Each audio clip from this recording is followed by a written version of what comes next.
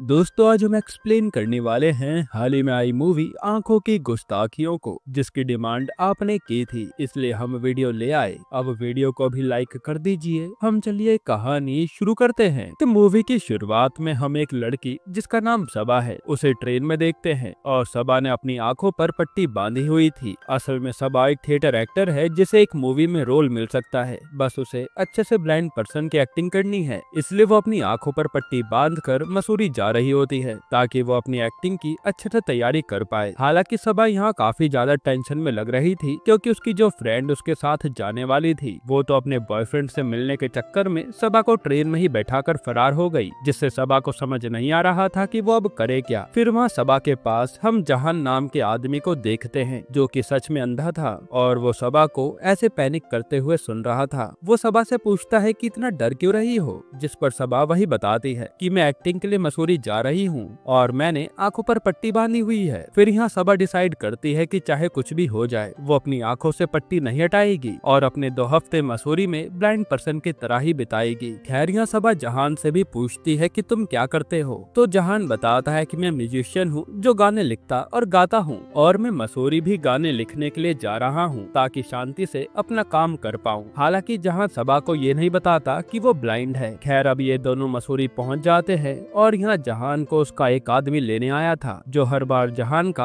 पूरा ख्याल रखता था। तब जहान के जाने की आवाज सुनकर सबा उससे कहती है कि मेरी फ्रेंड मेरे साथ नहीं है, क्या तुम मुझे वही रूम दिलवा दोगे जहाँ तुम ठहरे हो। तब इस पर जहान पहले तो मना करता है लेकिन फिर वो मान जाता है। फिर ये दोनों जहान के सर्वेंट चौकी लाल के साथ सीधा उसी होटल पहुँच जाते हैं जहाँ जहान रुकने वाला था। हालांकि इतने लंबे सफर के दौरान अब कहीं ना कहीं सबा को ये यकीन हो गया था कि जहान अच्छा आदमी है, इसलिए वो उसके साथ काफी बातें भी करती है। खैर अब जैसे ही जहान होटल में सबा के लिए रूम पूछता है तो मैनेजर बताता है कि इस समय तो कोई भी रूम खाली नहीं है और आपको आसपास भी कहीं होटल खाली नहीं मिलने वाला। फिर मैनेजर कहता है कि आप दोनों एक ही रूम में एडजस्ट कर लीजिए, कुछ दिनों में रूम खाली हो जाएगा तो हम बता देंगे। लेकिन जहान तो साफ मना कर देता है कि नहीं, मुझे शांति चाहिए, मैं ऐसे किसी के साथ रूम शेयर नहीं कर सकता। पर फिर वो सबा का सोचकर इसके लिए भी मान जाता है कि ये बेचारी अब कहाँ जाएगी। अब जैसे ये लोग रूम में आते हैं तो यहाँ चौकीलाल जहान और सबा को भूतिया किस्से के बारे में बताता है कि कैसे पुराने समय में अंग्रेज ने अपनी बीवी और बच्चों को मार डाला था और फिर यही जमीन में गाड़ दिया, इसलिए आज भी उस बीवी की आत्मा इस होटल में भटकती है।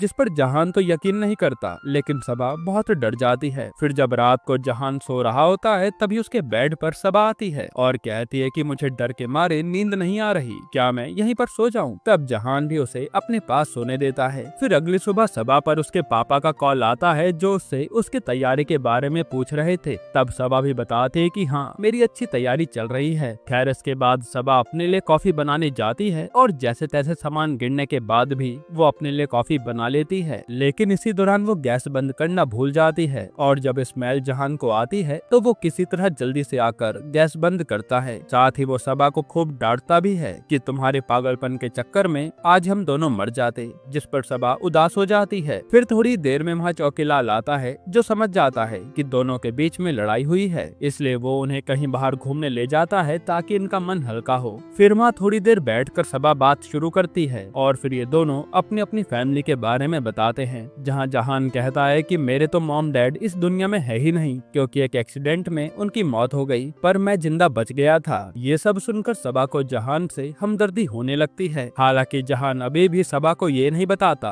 कि वो ब्लाइंड है। उसे ऐसा लग रहा था कि मैं सबा को बताऊंगा तो वो मुझे बेचारा समझेगी। खैर फिर ये दोनों दोबारा होटल आ जाते हैं और अगले दिन से ये दोनों कई जगह घूमने जाते हैं। इस तरह से दोनों को साथ में मजा आ रहा था। हालांकि दोनों को कुछ दिखता नहीं, फिर भी दोनों खुश थे। ऐसे कुछ दिन बीतते हैं और जहान ने गाने भी लिख लिए थे जो वो सबा को भी सुनाता है और सबा भी इम्प्रेस हो जाती है। फिर एक दिन होटल में एक पंछी घुस आता है और सबा उसके कारण चिल्लाने लगती है। तब जहान जो नहाने जा रहा था वो पहले पंछी को भगाने के लिए सीढ़ी पर चढ़ने लगता है, लेकिन उसकी टॉवल उतर जाती है और ये बात जब सबा को पता चलती है तो वो खूब हंसती है, यहाँ तक कि वो जहान को छेड़ने लगती है कि मैं तुम्हें आज देख लूंगी। तब जहान उससे शर्माते हुए भागने लगता है लेकिन वो उसी के ऊपर गिर जाता है और ये दोनों इतना क्लोज आ जाते हैं कि इनकी यहीं पर किस हो जाती है। असल में सबा को जहान पसंद आ गया था इसलिए उसने रोका भी नहीं। फिर एकदम से जहान उठकर कहता है कि हमारे बीच ये जो कुछ भी हुआ है वो गलत है, हमें इसे भूल जाना चाहिए। ये सुनकर सुनकर तो सबा को लगता है कि शायद जहान को मैं पसंद नहीं आई, इसलिए वो ऐसी बातें कर रहा है। यही सोचकर वो एक रूम में खुद को बंद कर लेती है। तब जहान उसे मनाने आता है और सबा से कहता है कि मुझे लगता है कि अगर तुम मुझे पट्टी हटाकर देखोगी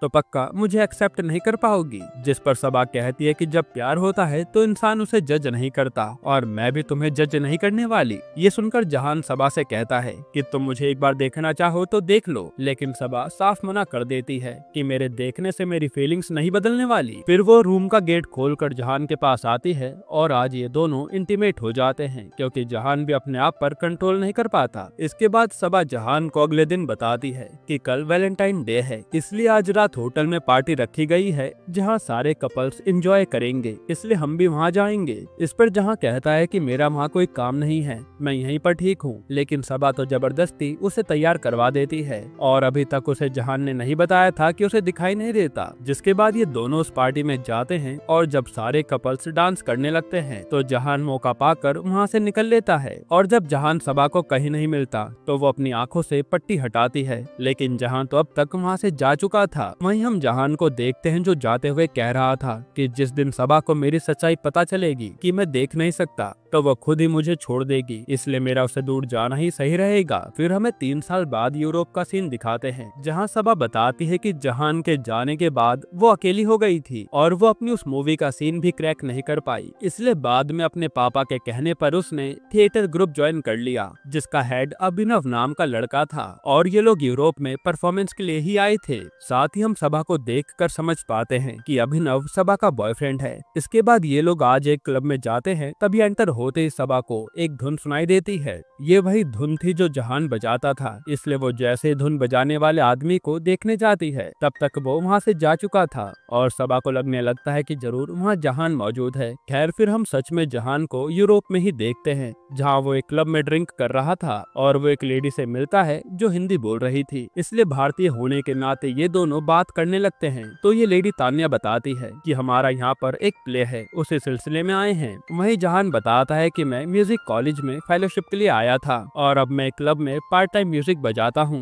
फिर तान्या के नाम पूछने पर जहान अपना नाम कबीर बताता है, यानी जहान ने अपना नाम बदल लिया। फिर जहान जब अपने घर आता है तो हमें पता चलता है कि जहान यहाँ अपनी एक आंटी के घर पर रहता है जिन्हें जहान के बारे में सब कुछ पता है कि वो भारत से क्यों आया और उसका सबा के साथ क्या चक्कर था, सब कुछ। इधर हम तान्या को देखते हैं जो कि असल में इसी प्ले का हिस्सा थी। तब यहाँ अभिनव उसे बताता है कि इस प्ले के खत्म होने के बाद में सबके सामने सबा को शादी के लिए प्रपोज करने वाला हूँ, जो सुनकर तान्या खुश हो जाती है। हालांकि तभी अभिनव को पता चलता है कि इनका जो म्यूजिशियन है वो इस समय अवेलेबल नहीं है, तो ये लोग टेंशन में आ जाते हैं कि अब हमारे प्ले का क्या होगा। तब तान्या कहते हैं कि मुझे एक म्यूजिशियन मिला था, शायद वो हमारे काम आ जाए। जिसके बाद अगले दिन तान्या जहान को लेकर प्ले में आती है और अभिनव उसे बताता है कि उन्हें कैसा म्यूजिक चाहिए। तब जहान भी मान जाता है। इसके बाद जैसे ही जहान म्यूजिक बजाता है तो ये सुनकर सबा के होश उड़ जाते हैं क्योंकि ये तो जहान का ही म्यूजिक था। फिर अभिनव सबसे जहान को मिलाता है और जहान सबसे अपना नाम कबीर बताता है। हालांकि आवाज और बात करने के तरीके से सबा को लगने लगता है कि यही उसका जहान है, यानी वो भी उसे कभी भूल नहीं पाई। फिर जब जहान यहाँ से जाने लगता है तब सबा उसे रोककर कहती है कि तुम कबीर नहीं जहान हो ना, लेकिन जहान तो साफ मना कर देता है कि पता नहीं आप किसकी बात कर रही हैं। हालांकि अब तक वो भी जान गया था कि ये लड़की सबा ही है, पर वो सबा से बात करने की हिम्मत नहीं कर पा रहा था। फिर जब जहान को उसकी आंटी लेने आती है तो अभिनव को देखकर वो उन्हें अपने घर पर खाने के लिए इनवाइट करती है, जिस पर ये लोग मान जाते हैं। हालांकि थोड़ी देर बाद जहान आंटी को बताता है कि सबा भी उसी ग्रुप का हिस्सा है और आपने उन्हें फालतू में बुला लिया। खैर फिर रात को सब लोग डिनर पर आते हैं और यहाँ पूरे समय सबा जहान को ही देखे जा रही थी। फिर उन सबके जाने के बाद आंटी जहान से कहती है कि ये लड़की तुझे अभी तक भूल नहीं पाई, इसलिए अब मौका मिले तो हिम्मत करके उससे बात कर और अपना पूरा मैटर खत्म कर दे।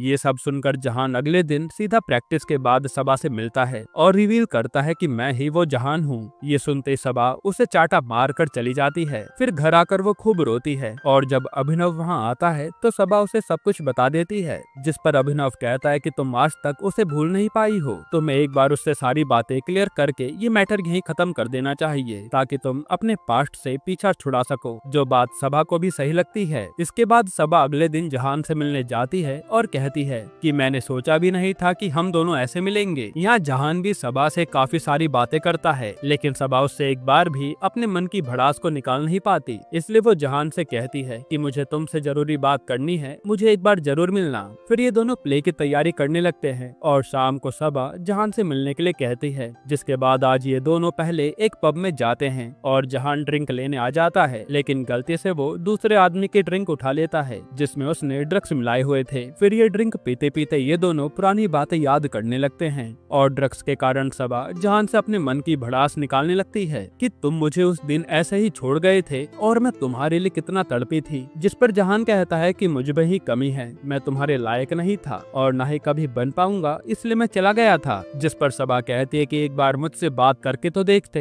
यही सब बातों के दौरान ये दोनों किस कर लेते हैं। फिर ये दोनों घर आकर गेट में इसी के बारे में सोचने लगते हैं कि इन दोनों ने ये क्या कर दिया। वहीं सबा ये सब जब बर्दाश्त नहीं कर पाती तो वो अभिनव से भी बता देती है कि मैंने गलती से जहान को किस कर लिया, जिससे अभिनव को बहुत बुरा लगता है। खैर अब आज प्ले की सारी टीम डिनर पर मिलती है और यहाँ अभिनव काफी ड्रिंक करके आया हुआ था। तब वो पहले तो जहान को खूब सुनाता है कि तुम सबा को छोड़कर गए ही क्यों थे जब वापस आना था। फिर वो कहता है कि अब सबा तो मेरी ही है। ये कहकर वो जहान से म्यूजिक प्ले करने के लिए कहता है और सबा के साथ डांस करने लगता है। अब अगले दिन जब प्ले होता है और सबा उसके लिए तैयार हो रही थी, तभी वहाँ जहान आता है और कहता है कि सबा मैं तुमसे तब भी प्यार करता था और आज भी प्यार करता हूँ, इसलिए मैं तुम्हारे बिना रह नहीं पा रहा और हम कभी एक नहीं हो सकते, इसलिए मैं यहाँ से काफी दूर जा रहा हूँ। जिस पर सबा रोने लगती है और जहान यहाँ से चला जाता है। हालांकि ये सब अभिनव ने सुन लिया था। इसके बाद अभिनव सबा को सीधा स्टेज पर लेकर जाता है और वो प्ले शुरू होने से पहले ही सबा को शादी के लिए प्रपोज कर देता है, जिसका सबा पर कोई जवाब नहीं था। तो अभिनव कहता है कि मैं जानता हूँ तुम उस जहान से कितना ज्यादा प्यार करती हो, इसलिए हम दोनों कभी एक साथ नहीं रह पाएंगे।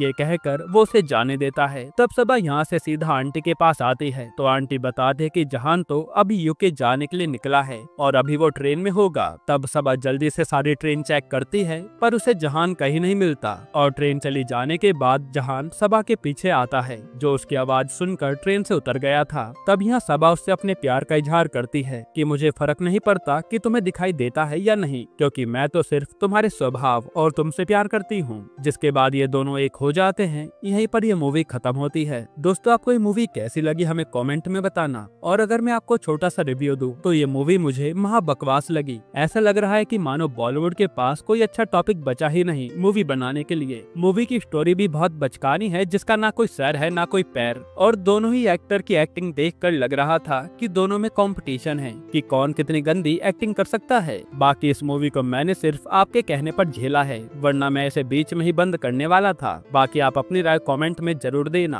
और इसके अलावा कौन सी मूवी का एक्सप्लेनेशन चाहते हैं वो भी कमेंट में बताना। और अगर हाल ही में ये कमाल की मूवी देखना है तो ये वीडियो देख लीजिए। दोस्तों हमारे एक चैनल भी है जहां हम स्टार्स के स्टारडम पर बात करते हैं। अगर आपको ऐसी वीडियोस देखना पसंद है तो प्लीज हमारे उस चैनल को जरूर चेकआउट करना। उसका नाम है फिल्मिनेशन।